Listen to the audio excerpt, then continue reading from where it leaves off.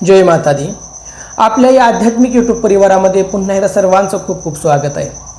आजचा जो आपला विषय आहे तो सर्वांच्या आवडीचा, तो म्हणजे एखादा मंत्र आहे। तो मंत्र त्या मंत्र जापकासाठी किंवा त्या साधकासाठी कशा पद्धतीने कार्य करतो, त्या साधकासाठी कसा उपयुक्त ठरतो, त्या साधकाचं त्याच्या कुटुंबाचं कशा पद्धतीने संरक्षण करतो, त्या मंत्रशास्त्र काय आहे आणि मंत्राचं रहस्य काय आहे, यावरती आपण आज बोलणार आहे।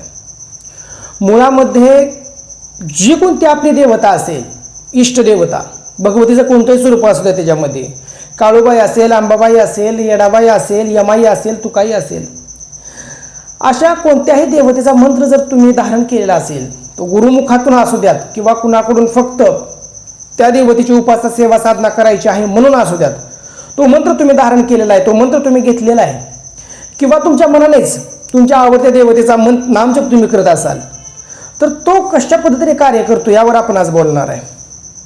इथं मंत्रशास्त्र जाणून घेणं खूप गरजेचं आहे। प्रत्येक मंत्राची, आता मंत्राचे प्रकार आहेत, बीज मंत्र आहेत वेगवेगळे, जे भगवतीचं साक्षात त्या परब्रह्म स्वरूपाचं ते निर्देशक असतं। नाममंत्र असतात, त्या मंत्रांमध्येच तंत्रोक्त मंत्र येतात, वेदोक्त मंत्र येतात, शाबर मंत्र येतात, असे मंत्राचे भरपूर प्रकार आहेत, त्याच्यावरती आपण बोलूयात सुद्धा नंतर। पण जे मंत्र असतो तो मंत्र कार्य अशा पद्धतीने करतो की ज्यावेळेस एखादा साधक एखादा मंत्र धारण करतो आणि त्या मंत्राचं तो जप अनुष्ठान करायला सुरुवात करतो, त्यावेळेस त्या मंत्राबरोबर खूप अशा ऊर्जा बांधलेल्या असतात। कारण मंत्रांची उत्पत्ती ही खूप पूर्वीच्या काळामध्ये, सतयुगामध्ये, त्रेतायुगामध्ये, द्वापार युगामध्ये त्या वेळच्या ऋषीमुनींनी केलेले, व ते मंत्र तयार करत असताना त्याच्याबरोबर भरपूर शक्त्या त्याच्यामध्ये गुंतलेल्या असतात। आणि ज्यावेळेस साधक त्या अशा मंत्राचा जप करायला सुरुवात करतो, त्यावेळेस त्या मंत्रातल्या ज्या काही ऊर्जा आहेत, त्या मंत्राबरोबर बांधलेल्या ज्या काही शक्त्या आहेत, त्या मंत्राच्या ज्या वेगवेगळ्या देवता आहेत, त्या वेगवेगळ्या देवता जागृत व्हायला लागतात। पण त्यासाठी कंटिन्यू तो मंत्राचा जप करणं खूप गरजेचं आहे। आणि ज्यावेळेस तो मंत्र जागृत अवस्थेमध्ये यायला लागतो, जवळजवळ 1.25 लाख जपाचं ज्यावेळेस अनुष्ठान होतं, त्याला एक अनुष्ठान बोललं जातं। 1.25 लाखामध्ये तो मंत्र सुप्त अवस्थेमधून थोड्याशा जागृत अवस्थेमध्ये यायला लागतो। परंतु आता असं सांगितलं जातं की 1.25 लाखामध्येच मंत्र जागृत होतो, सिद्ध होतो, पण असं होत नाही कधी। कारण मंत्र हा त्याच्या पद्धतीनेच कार्य करतो। जे काही आपले मंत्र असतात ते कधीच 1.25 लाखामध्ये जागृत अवस्थेमध्ये येत नाहीत। जर जागृत अवस्थेमध्ये जर मंत्र आला तर तो त्या साधकाला लगेच कळतो। त्या मंत्राचे खूप वेगवेगळ्या अनुभूती यायला लागतात साधकाला। त्यामुळं पहिलं जे अनुष्ठान असतं ते 1.25 लाखाचं कोणत्याही मंत्राचं केल्यानंतर ती सुप्त अवस्था, जी झोपलेली अवस्था आहे त्या मंत्राची, ती निघून जाते आणि तिथून पुढं तुम्हाला त्या मंत्राच्या थोड्याशा अनुभूती यायला सुरुवात होतात। पण काय होतं की तो मंत्र तुम्ही ज्यावेळेस जपत असता की अचानकच काही लोकांच्या घरामध्ये खूप मोठ्या प्रमाणामध्ये त्रास सुरू व्हायला लागतात। खूप मोठ्या प्रमाणामध्ये भांडणं असतील, आजारपण असेल, किंवा जे काही पैशाचे प्रॉब्लेम्स असतील, अशा पद्धतीने खूप वेगवेगळे त्रास तयार व्हायला लागतात। मग लोकांना वाटतं की आपण जे केलेलं आहे, ज्या देवतेची आपण उपासना करतोय, त्याच्यासाठी जो काही आपण मंत्र जप करतोय तो व्यवस्थित आहे का नक्की। पण इथं मंत्रशास्त्र जाणून घेणं खूप गरजेचं आहे। एक गोष्ट लक्षात घ्या, मंत्र जागृत होण्याच्या अगोदर ज्या घरामध्ये बसून त्या मंत्राचा जप केला जातो, ज्या घरामध्ये बसून त्या मंत्राचं अनुष्ठान केलं जातं, त्या घरामध्ये ज्या काही नकारात्मकता असतात, त्या नकारात्मकता काढून टाकण्याचं कार्य अगोदर त्या मंत्राकडून होतं। मग आता त्या नकारात्मकता काढून टाकताना आता मुळामध्येच तुम्ही मंत्र धारण करण्याच्या अगोदरपासूनच जर घरामध्ये नकारात्मकता असतील आणि जर त्याला घरातल्या माणसाला जर आपण हाकलून द्यायला लागलो तर ते सहजासहजी जात नाही।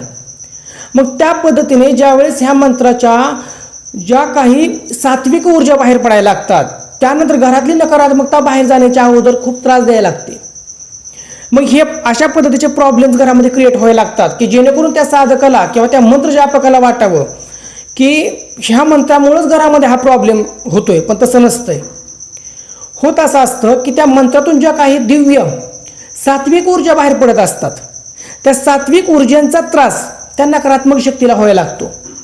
हळूहळू ती सात्विक ऊर्जा ही अग्निस्वरूपामध्ये यायला लागते। अग्नी ज्या पद्धतीने एका अग्नीच्या जवळ गेल्यानंतर आपल्याला भासतं, त्या पद्धतीने त्या मंत्राचं सतत आपल्या घरामध्ये नामस्मरण जप तप झाल्यामुळं जी नकारात्मकता असते त्याला त्या गोष्टी जाळायला लागतात, त्याला बाहेर काढण्यासाठी प्रवृत्त करायला लागतात। आणि त्यावेळेस मग ही नकारात्मकता जाण्याच्या अगोदर घरामध्ये अशा पद्धतीने एकदा प्रयत्न करून बघते की निदान त्या साधकाने तो मंत्र जपायचं सोडून दिलं पाहिजे. ह्यासाठी घरामध्ये अशा पद्धतीने प्रॉब्लेम्स क्रिएट व्हायला लागतात. आणि जर तो साधक जर खरंच जाणकार असेल साधनेमधला तर मग तो ते मंत्र सोडत नाही. त्या मंत्राचं उलट जास्तीत जास्त अनुष्ठान जास्तीत जास्त संख्येमध्ये जप वाढवतो. पण ज्याला त्यातलं काहीच माहीत नाही तो काय करतो, निम्म्यामध्येच बाबा ह्या मंत्रामुळेच किंवा ह्या देवतेची उपासना सुरू केल्यानंतरच माझ्या घरामध्ये त्रास सुरू झाला आहे असं मानून त्या देवतेची उपासना सोडून देतो किंवा त्या मंत्राचा तरी त्याग करतो आणि तेच त्या नकारात्मक शक्तीला पाहिजे असतं. पण जर साधक कठोर मन करून त्या मंत्राचाच अनुष्ठान सदैव करत राहिला तर हळूहळू त्या मंत्राच्या ऊर्जेने ती नकारात्मकता घरातून निघून जाते. अशा पद्धतीने पहिल्यांदा घरातली जी काही नकारात्मकता आहे ती काढून टाकण्याचं कार्य तो मंत्र करतो. त्यानंतर ज्या कोणत्या देवतेचा तो मंत्र असेल, मंत्र कोणत्याही देवतेचा असू शकतो, अंबाबाई असू द्यात, येडाबाई असू द्यात, यमाई असू देत किंवा तुकाई असू द्यात, यल्लम्मा असू द्यात, रेणुका असू द्यात, कोणीही असू द्यात किंवा खंडोबा असू द्यात, ज्योतिबा असू द्यात, कोणत्याही देवतेचा मंत्र असू द्यात, पहिल्यांदा कार्य तो अशाच पद्धतीने करतो. त्यानंतर हळूहळू तो मंत्र जो मंत्रजापक आहे किंवा जो साधक आहे किंवा जो भक्त आहे त्या भक्ताचं शरीर शुद्ध करायला सुरुवात करतो आणि हळूहळू त्या भक्ताचं शुद्धीकरण होतं आणि मग त्यानंतर त्या मंत्राचं अधिष्ठान त्या भक्ताच्या किंवा त्या साधकाच्या कुंडलिनीवरती व्हायला लागतं आणि त्यानंतर मग साधकाला खूप वेगवेगळ्या प्रकारचे अनुभव यायला लागतात. मंत्र अशा पद्धतीने कार्य करतं. आता काही लोकांचं असं होतं की त्यांच्या घरामध्ये काहीच नकारात्मकता नाही, परंतु अचानकच मंत्र जप सुरू केल्यामुळं किंवा भक्ती सुरू केल्यामुळं त्याच्या घरामध्ये प्रॉब्लेम्स क्रिएट व्हायला लागतात, त्याच्या आयुष्यामध्ये खूप अडचणी यायला लागतात. ह्याच्या पाठीमागे सुद्धा एक मंत्रशास्त्र आहे, खूप मोठं रहस्य दडलेलं आहे. मंत्र जो कोणत्याही देवतेचा असेल तो अगोदर काय करतो, मंत्र मुळातच मंत्र ते आपल्या इष्टदेवतेला प्राप्त करण्यासाठी असतो, त्या भगवतीपर्यंत पोहोचण्याचा मार्ग म्हणजे मंत्र आहे.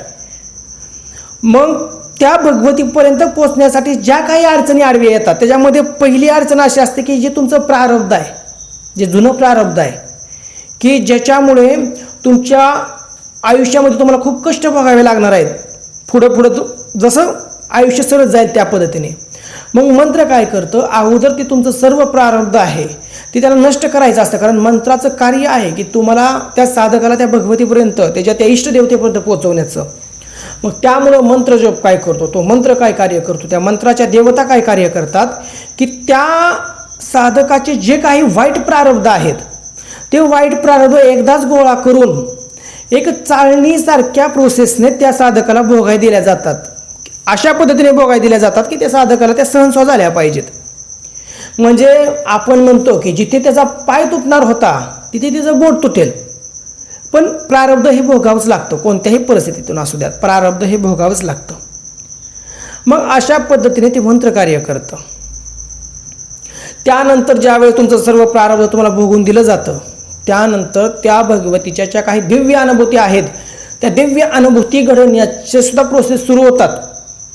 भगवतीचे अप्रत्यक्षीकरण असू द्यात, प्रत्यक्षीकरण असू द्यात, तुमच्या आयुष्यामध्ये ज्या काही तुमच्या सांसारिक इच्छा आहेत त्या पूर्ण करण्याचं असू द्यात किंवा ज्या तुमच्या आध्यात्मिक इच्छा आहेत त्या पूर्ण करण्याचा असू द्यात, अशा पद्धतीने तो मंत्र कार्य करायला सुरुवात करतो. आणि काही लाखांच्या वर काही कोटीच्या घरामध्ये ज्यावेळेस मंत्र जप पोचतो त्यावेळेस तो मंत्र पूर्ण जागृत अवस्थेमध्ये येतो आणि त्या साधकाच्या ज्या काही सुप्त इच्छा असतील त्या इच्छा ते पूर्ण करण्याचं हे कार्य करतो. पण एक अशी अवस्था येते, खरं जर सांगायला गेलं ह्या साधनेमध्ये ज्यावेळेस पुढं जाईल माणूस आणि हे प्रारब्ध भोग ज्यावेळेस संपतात त्यानंतर भगवतीच्या अशा काही अवस्था किंवा अशा काही अनुभूती येतात की त्यांच्या त्या सुप्त अवस्था ज्या सांसारिक असतात ते मागण्याची त्याची इच्छाच होत नाही, कारण त्यावेळेस त्याला भगवतीचं ते तत्त्व कळलेलं असतं. त्यामुळं तो त्या भगवतीचीच जास्त करून मागणी करतो की आईसाहेब मला तुम्हीच पाहिजे, तुमच्याशिवाय मला ह्या जे काही संसार आहे त्यातलं काहीच नको. अशा पद्धतीने मंत्र त्या व्यक्तीचं जे काही बुद्धी आहे ती बुद्धीही पवित्र करायचं कार्य करतो. आणि ज्यावेळी त्या साधकाचा मृत्यू येतो किंवा त्याचा जो अंतसमय आहे तो जवळ आल्यानंतर तो मंत्र त्या मंत्राच्या प्रभावाने तो साधक आपल्या इष्टदेवतेमध्ये विलीन होऊन जातो. म्हणजे त्या इष्टदेवतेची कृपा किंवा इष्टदेवतेची प्राप्ती त्याला होते. अशा पद्धतीने एक मंत्र त्या मंत्रधारकाला किंवा त्या भक्ताला किंवा त्या साधकासाठी कार्य करत असतो. त्यानंतर आपण मंत्राचे जे काही वेगवेगळे प्रकार आहेत ते सुद्धा पाहूयात. काय असतात ते पुढच्या व्हिडिओमध्ये. मंत्र कोणत्या पद्धतीने, कुठले मंत्र कसे सिद्ध होतात ते सुद्धा बघण्याचा प्रयत्न करूया थोडक्यामध्ये. ह्या सगळ्या गोष्टी आपण बघणार आहोत.